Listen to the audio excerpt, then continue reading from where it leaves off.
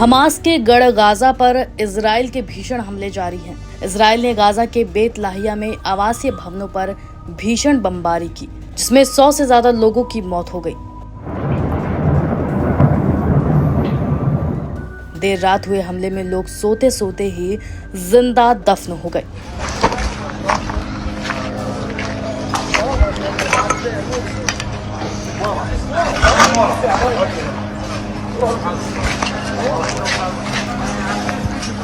Gaza में पिछले 3 महीने के भीतर ये सबसे घातक हमला है। इजराइल के एक ही हमले में लाशों का अंबार देखकर अमेरिका भी सहम गया। अमेरिका ने इस हमले को सबसे भयावह कहा है।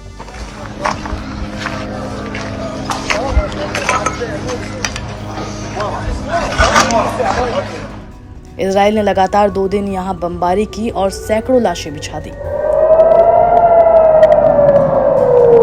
इजराइल स्वास्थ्य मंत्रालय का कहना है कि मरने वाले लोगों में लगभग 25 बच्चे शामिल हैं। जीवित लोगों की अभी भी तलाश की जा रही है। वहीं मरने वालों की कुल संख्या 110 के पार हो गई है।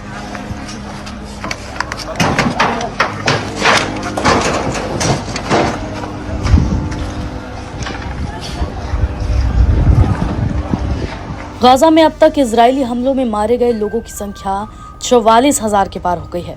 उधर इजरायली हमले के बाद बेत लाहिया शहर को आपदाग्रस्त घोषित कर दिया गया है। इजराइल की सेना ने गाजा के बेत लाहिया में आवासीय भवनों पर मंगलवार और बुधवार को बमबारी की थी। बुधवार को ताजा हमले में कम से कम 19 फिलिस्तीनी मारे गए। इससे पहले मंगलवार को गाजा के उत्तरी शहर में हुए भीषण हमले के जख्म अभी तक भरे भी नहीं हैं। सुरक्षाकर्मी इलाके में जीवित बचे लोगों की तलाश कर रहे हैं और मलबे में अभी भी कई लोगों के दबे होने की आशंका है। गाजा में फिलिस्तीनी नागरिक सुरक्षा के मुताबिक मंगलवार देर रात को इजराइल द्वारा किए गए बम विस्फोट में कई घर क्षतिग्रस्त हो गए और परिवार सोते सोते जिंदा दफन हो गए। इजरायली हमले के बाद शहर का मंजर इतना खौफनाक था कि अमेरिका ने भी इस हमले को भयावह कहा। इजरायली सेना ने कहा कि वो हमलों की रिपोर्टों की जांच कर रही है। बेत लाहिया को आपदाग्रस्त घोषित किया गया। संयुक्त राष्ट्र मानवाधिकार कार्यालय ने कहा कि वो शहर इजरायली कत्लेआम से स्तब्ध है।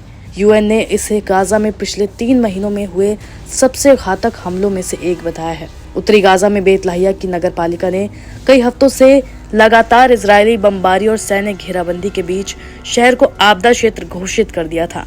UNRWA के एक वरिष्ठ अधिकारी ने कहा कि उत्तरी गाजा के दृश्य विनाशकारी हैं।